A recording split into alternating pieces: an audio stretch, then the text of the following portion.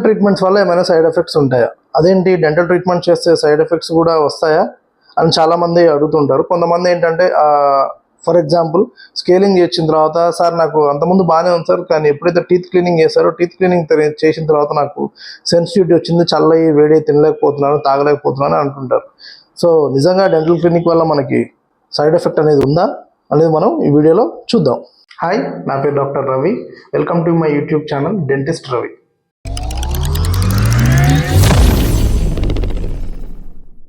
First వచ్చేసి scaling. So ఈ teeth scaling అంటే టీత్ క్లీనింగ్ అని అంటారు. ఈ స్కేలింగ్ అనేది ఎప్పుడు చేస్తాం? పంటి మీద గారపడ్డప్పుడు కానీ, పంటి పైన బాగా మరకలు పడ్డప్పుడు కానీ మనం టీత్ క్లీనింగ్ అనేది చేస్తాం. అయితే ఎవరైతే పేషెంట్స్ కొంతమంది ఏంటంటే జనరల్గా మనకు టీత్ క్లీనింగ్ అనేది మన పంటిపై గార అనేది ప్రతి ఒక్కరికి పడుతుంది, మీకు నాకు కూడా పడుతుంది. నేను కూడా సంవత్సరానికి ఒకసారి టీత్ క్లీనింగ్ అనేది చేయించుకుంటాను, వేరే క్లినిక్స్ అలా వెళ్ళేసి, నా ఫ్రెండ్స్ క్లినిక్ వెళ్ళేసి. సో ఇక్కడ విషయం ఏంటంటే మనం ఎంత బాగా బ్రష్ చేసినా కూడా పంటి పైన కొంతమందికి 6 నెలలోనే గారపడుతుంది, కొంతమందికి సంవత్సరానికి గారపడుతుంది, కొంతమంది సంవత్సరంన్నర గారపడుతుంది అనమాట. సో పంటి పైన గారపడ్డప్పుడు మనకి చిగుర్ల ఇన్ఫెక్షన్ అనేది వచ్చే అవకాశాలు ఎక్కువగా ఉంటాయి. సో ఎప్పుడైతే ఈ పంటి మీద గారపట్టింది అనుకోండి, పంటి పైన మనం ఎప్పుడైతే ఇన్స్ట్రుమెంట్ ఏదైతే వాడతామో టీత్ స్కేలర్, అది వైబ్రేట్ అవుతుంది అనమాట, వాటర్తో బాగా వైబ్రేట్ అవుతుంది. సో ఆ వైబ్రేషన్ నుంచి వాటర్ వస్తుంది. సో ఆ వైబ్రేషన్ వాటర్ కాంబినేషన్ వల్ల ఏమైందంటే పంటి పైన ఏదైతే గార ఉందో అది బ్రేక్ అయిపోతుంది అనమాట. సో కొంతమందికి ఎవరికైతే పంటి మీద బాగా గార ఎక్కువ ఉండి చిగుర్లు ఆల్రెడీ జారిపోయి ఉంటాయి లోపల, కానీ పంటిపై గార ఏం చేస్తుంది, దాని మీద మాస్కింగ్ లాగా అయిపోతుంది, కవరేజ్ అయిపోతుంది. సో ఎప్పుడైతే ఆ పంటి పైన గార మనం క్లీనప్ చేసామనుకోండి, రూట్ పార్ట్ అనేది ఎక్స్పోజ్ అవుతుంది. సో ఉదాహరణకి మనకి ఇక్కడ చూసినట్లయితే కనుక కొంతమందికి ఇక్కడ బాగా గార పట్టేసి ఉంటుంది లోపల వైపు. సో పంటి లోపల వైపు ఇక్కడ బాగా గార పట్టేసి చిగులు ఆల్రెడీ డౌన్ అయిపోయి ఉంటాయి. సో ఎప్పుడైతే స్కేలర్ పెట్టి క్లీనింగ్ చేశారనుకోండి, ఆ రూట్ పార్ట్ ఎక్స్పోజ్ అయిపోతుంది, అంటే బయటపడిపోతుంది. ఆ రూట్ పార్ట్ అనేది చాలా సెన్సిటివ్గా ఉంటుంది. ఆ రూట్ పార్ట్ పైన ఎలాంటి ఎనామిల్ లేయర్ అనే కోటింగ్ ఉండదు. కాబట్టి ఎప్పుడైతే స్కేలింగ్ అయిపోయిన తర్వాత మనం టీ, కాఫీలు, కూల్ డ్రింక్ వాళ్ళు తాగినప్పుడు చాలా జిమ్ అని అనిపిస్తుంది. కొంతమందికి కొంచెం కోల్డ్ వాటర్ తాగినప్పుడు జిమ్ అనిపిస్తుంది. ఇది అందరికీ అవ్వదు, కొంతమందికి మాత్రమే ఉండే అవకాశాలు ఉంటాయి. సో గమ్ ఇన్ఫెక్షన్ పంటి మీద గారబట్టి ఉండడం వల్ల, లేదా కొంతమందికి గార అనేది బాగా లోపలికి ఉండి మనం డీప్ క్లీనింగ్ చేసినప్పుడు వాళ్ళకి కొంత స్కేలింగ్ వచ్చే, మనకి సెన్సిటివిటీ వచ్చే అవకాశం ఉంటుంది. సో అలాంటి వాళ్ళు జస్ట్ ఒక 2 to 3 వీక్స్ పోస్ట్ స్కేలింగ్ తర్వాత మనకి సెన్సిటివ్ టూత్ పేస్ట్ వాడితే సరిపోతుంది. సో దానివల్ల మీకు సెన్సిటివిటీ అనేది తగ్గిపోతుంది అనమాట. టీత్ ఫిల్లింగ్, ఎవరికైతే పంటి మీద పుచ్చులు ఉంటాయో, అంటే ఆ పుచ్చులు కూడా జస్ట్ ఒక 1 to 2 mm మనకు ఉందనుకోండి, ఆ డెప్త్ని బట్టి, పంటి పైన పుచ్చుల డెప్త్ని బట్టి మనం ఫిల్లింగ్స్ అనేది చేస్తాం అనమాట. సో ఒకవేళ 0.5 to 1 mm ఉందనుకోండి, ఫిల్లింగ్ చేస్తాం. ఆ ఫిల్లింగ్స్ టూత్ కలర్ ఫిల్లింగ్స్ ఉంటాయి, ఎక్కువగా ఇప్పుడు అందరూ టూత్ కలర్ ఫిల్లింగ్సే చేస్తున్నారు. సో అందులో GAC అని, లేజర్ ఫిల్లింగ్ సిమెంట్ అని అంటారు.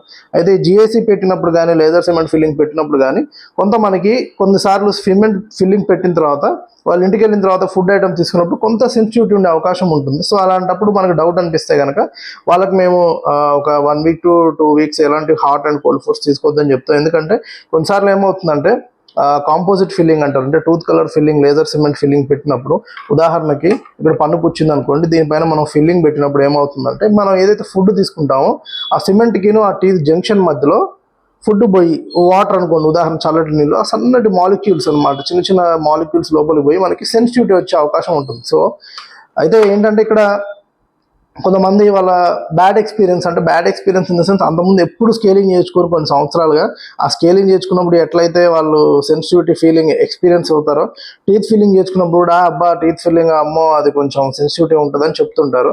సో అది ఒక్కో పర్సన్కి ఒక్కో విధంగా ఉంటుంది వాళ్ళ యొక్క రియాక్షన్ అనేది. అండ్ ఆ పంటి యొక్క పుచ్చు డెప్త్ మీద కూడా డిపెండ్ అయి ఉంటుంది, ఎంత డెప్త్ వరకు ఉందనేది. కొన్నిసార్లు ఆ డెప్త్ మరీ నరం దగ్గర దాకా ఉందనుకోండి, వాళ్ళకు కొంత సెన్సిటివిటీ ఎక్కువ ఉండే అవకాశం ఉంటుంది.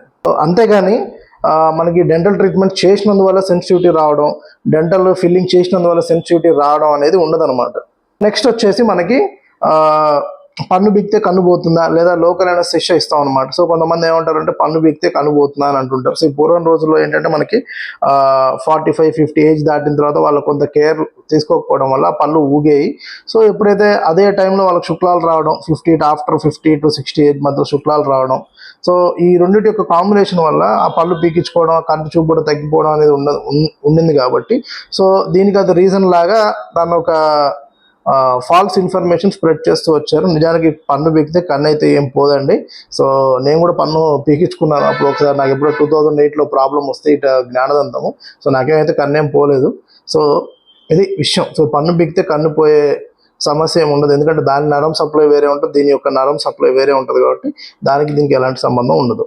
తర్వాత వచ్చేసి అబ్బా పన్ను పీకించుకున్నాను, చాలా నొప్పిగా ఉంది, ఆ నొప్పి నాకు వారం 10 రోజులు ఉంటుంది అని అంటుంటారు.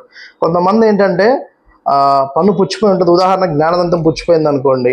సో జ్ఞానదంతం అనేది కింద, ఉదాహరణ కింద జ్ఞానదంతం అనుకోండి, కింద యొక్క ఎముక మనకి చాలా గట్టిగా ఉంటుంది. ఓకే, సో ఎవరికైతే మనకి ఆ ఏజ్, వాళ్ళ కొంతమందికి ఏజ్ 35-40 ఉందనుకోండి, ఆ బోన్ ఇంకా చాలా గట్టిగా ఉంటుంది, ముదురైపోతుంది ఆ ఎముక అనేది. సో వాళ్ళకి జ్ఞానదంతం తీసేటప్పుడు ఏంటంటే కొన్నిసార్లు ఆ తీసే క్రమంలో తొందరగా రాదనమాట. కొన్నిసార్లు ఆ పన్ను అనేది ఎముకతో పాటు కలిసిపోయి ఉంటుంది, మనం పన్ను పీకే ఫోర్స్కి రాదు.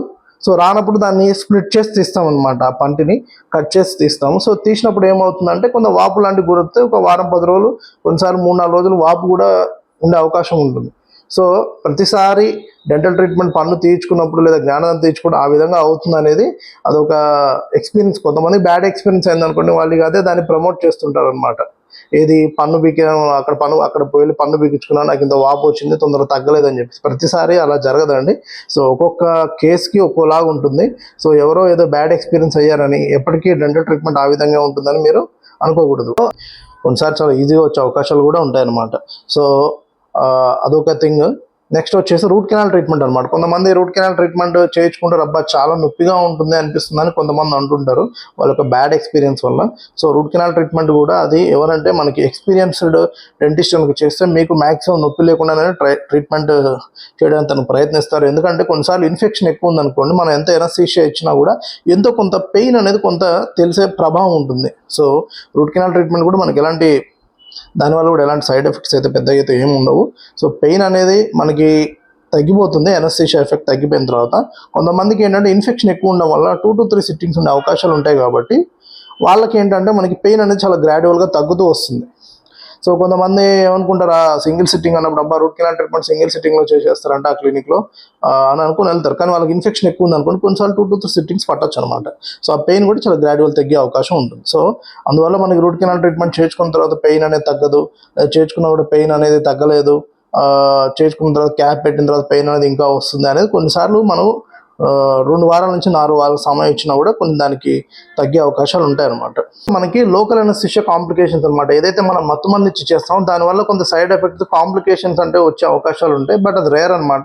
కొంతమందికి ఏంటంటే సడన్గా బీపీ పెరగడం, లేదా కొంతమందికి స్కిన్ మీద ఎలర్జీస్ లాగా రావడం, లేదా కొంతమందికి సడన్గా తల తిరిగినట్టు అవ్వడం, ఇవన్నీ జరిగే అవకాశాలు ఉంటాయి. కొన్నిసార్లు ఎక్కడైతే మనం ఇంజెక్షన్ ఇస్తాం ఆ సైట్ బ్లూయిష్ కలర్లో మారిపోవడం లేదా వాపులు రావడం అనేది జరుగుతుంది. సో ఎక్స్పీరియన్స్డ్ డెంటిస్ట్ దాన్ని చాలా చాకచక్యంగా దాన్ని డీల్ చేయగలుగుతారు. సో అది మీ ప్రాబ్లం కాదు, మీ యొక్క బాడీ యొక్క కొన్నిసార్లు రియాక్షన్స్ అయ్యి జరిగే అవకాశాలు ఉంటాయి కాబట్టి.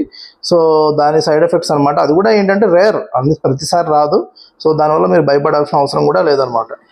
అయితే ఇంకా నెక్స్ట్ వచ్చేసి కొంతమంది సైడ్ ఎఫెక్ట్స్, అబ్బా రూట్ కెనాల్ ట్రీట్మెంట్ చేయించుకున్నాను, క్యాప్ పెట్టించుకున్నాను, అప్పటి నుంచి నాకు ఫుడ్ అనేది ఇరుక్కుంటుంది అని కొంతమంది కంప్లైంట్ చేస్తుంటారు. సో జనరల్గా ఇది ఎప్పుడు వస్తుందంటే మనకి ఎప్పుడైతే ఉదాహరణకి ఇప్పుడు ఆల్రెడీ ఈ పన్ను రూట్ కెనాల్ ట్రీట్మెంట్ చేశారనుకోండి, దీనికి క్యాప్ ఉంటుంది. సో బ్యాక్ పన్ను కూడా పుచ్చి నొప్పి వస్తుంది అనుకోండి, దీనికి కూడా రూట్ కెనాల్ చేసి క్యాప్ పెడతారు. అయితే ఇది ఒక దగ్గర ట్రీట్మెంట్ చేయించుకొని ఉండొచ్చు మీరు.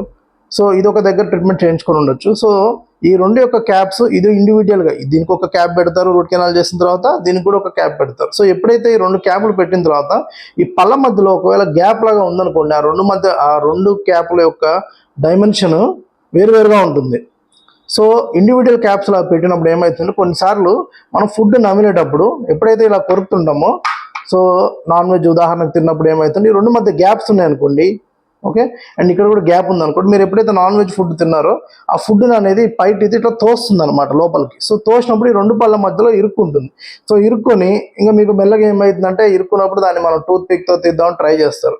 సో ట్రై చేసినప్పుడు ఇక్కడ పెట్టి గెలుకుతూ ఉంటారు అనమాట. గెలికినప్పుడు ఏమైంది, గమ్ ఇన్ఫెక్షన్ అయ్యే అవకాశం ఉంటుంది, లేదా ఆ సందులో ఏదైతే ఫుడ్ మిగిలిపోయి ఉంటుందో దానివల్ల మనకి గమ్ ఇన్ఫెక్షన్ వచ్చి ఇక్కడ పుచ్చులు రావడం లేదా పెయిన్ రావడం అనేది జరుగుతుంది. సో ఇక్కడ థింగ్ ఏంటంటే ఎప్పుడైతే మనకు ఒకవేళ పక్కన ఒకవేళ 2 టీత్ పాడయ్యాయి అనుకోండి, దానికి మనం ఇండివిజువల్ క్యాప్స్ లాగా కాకుండా జాయింట్ క్యాప్స్ లాగా పెట్టుకుంటే కనుక మనకి ఆ సైడ్ ఎఫెక్ట్ అనేది ఉండదన్నమాట. సో అంతేగాని రూట్ కెనాల్ ట్రీట్మెంట్ చేసుకుని క్యాప్ పెట్టుకుంటే అబ్బా ఫుడ్ ఇరుక్కుంటుంది ఎక్కువగా అనేది మాత్రం అవాస్తవం. సో నెక్స్ట్ వచ్చేసి ఆ తర్వాత డెంటల్ ఇంప్లాంట్స్ ట్రీట్మెంట్ సక్సెస్ అవుతుందా, ఫెయిల్ అవుతుందా, లేదా డెంటల్ ఇంప్లాంట్ ట్రీట్మెంట్ చాలా పెయిన్ఫుల్గా ఉంటుందని చాలామంది అనుకుంటారు. సో డెంటల్ ఇంప్లాంట్ పన్ను పీకడం కన్నా డెంటల్ ఇంప్లాంట్ యొక్క పెయిన్ అనేది చాలా తక్కువగా ఉంటుంది. Okay, so dental implant treatment అనేది జస్ట్ మనకి ఏంటంటే ఒక 5 to 10 మినిట్స్లో, ఒక 10 to 15 మినిట్స్లో అయిపోతుంది. సో దాని యొక్క పెయిన్ కూడా చాలా తక్కువ ఉంటుంది, ఎందుకంటే అది కూడా మనం లోకల్ అనస్థీషియాలోనే ఇస్తాం కాబట్టి. సో డెంటల్ ఇంప్లాంట్స్ పెట్టిన తర్వాత కొన్నిసార్లు ఏ విధంగా అయితే పన్ను బీకితే కొంత వాపుకు రావచ్చు, ఆ చుట్టూ వాపులు రావచ్చు, కొంత పెయిన్ ఉండొచ్చు.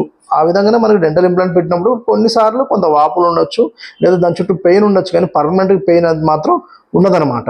సో ఇది కూడా మనకు ఒక సైడ్ ఎఫెక్ట్ లాగా అనిపిస్తుంది, కానీ ఇవన్నీ తగ్గిపోయే సైడ్ ఎఫెక్ట్స్. పైన క్లిప్స్ అనమాట. ఈ పంటి పైన క్లిప్స్ వల్ల ఏమైతుందంటే పెదాలకి గీసుకుపోయి అల్సర్లు రావడం, లేదా చిగుర్లు వాపులు రావడం జరుగుతుంటుంది. ఈ చిగుర్ల వాపు ఎందుకు వస్తుందంటే మనం ఆహారం తిన్నప్పుడు ఈ పంటి పైన క్లిప్స్ మీద ఇరుక్కొని ఈ రెండింటి మధ్యలో సరిగ్గా క్లీన్ అవ్వకపోవడం, బ్రష్ సరిగ్గా చేయలేకపోవడం, అండ్ దీనిపైన వచ్చే వైర్ ఏదైతే ఉంటుందో లోపల పెదాలకు తగిలి మనకు అల్సర్లు వచ్చే అవకాశం ఉంటుంది. సో అదొక సైడ్ ఎఫెక్ట్ అని కాదు, వాటి వల్ల కొంచెం వచ్చే అవకాశాలు ఉంటాయి, అది చెక్ చేసుకోవాలన్నమాట. సో ఎవరైతే క్లిప్ ట్రీట్మెంట్ చేయించుకుంటారో, ఎక్కడైతే గీసుకపోతున్నా లేదా గాయం అవుతున్నా, ఒకసారి డెంటిస్ట్తో అడిగి చెక్ చేసుకొని దానికి తగ్గ మందులు వాడితే తగ్గిపోతుంది అనమాట. సైడ్ ఎఫెక్ట్స్ అంటే సైడ్ ఎఫెక్ట్స్ అని కాదండి, కొన్నిసార్లు వచ్చే అవకాశం ఉంది, కానీ అది 1 week to 2 weeks 3 weeks maximum అయితే 1 monthలో తగ్గే అవకాశాలు ఉంటాయి. సో ఇలాంటివి వస్తాయనే డౌట్తోని మీరు ప్రాబ్లమ్ని, చిన్న సమస్యను కూడా పెద్ద సమస్యగా అయ్యేదానికన్నా చిన్న సమస్యగా ఉన్నప్పుడే దాన్ని ట్రీట్మెంట్ చేయించుకోవడం వల్ల మీకు ఎలాంటి ఇబ్బంది కలగదనమాట. ఓకే, సో ఈ వీడియో కనుక మీకు నచ్చినట్లయితే లైక్ చేయండి, షేర్ చేయండి, మరియు కామెంట్ చేయండి, అండ్ మా ఛానల్ని ఫాలో అవ్వండి. ఒకవేళ మీకు ఇంకా దేని గురించి ఏమైనా డౌట్స్ ఉంటే కనుక, అంటే సైడ్ ఎఫెక్ట్స్ గురించి కానీ ఇంకేదైనా డౌట్స్, డెంటల్ ట్రీట్మెంట్స్ ఇది చేస్తే అది వస్తుంది, అది చేస్తే ఇది వస్తుంది అనే డౌట్స్ ఉంటే కనుక మాకు కామెంట్ రూమ్లో తెలియజేయండి, మీకు ఖచ్చితంగా సమాధానం ఇస్తాం అనమాట. Thank you.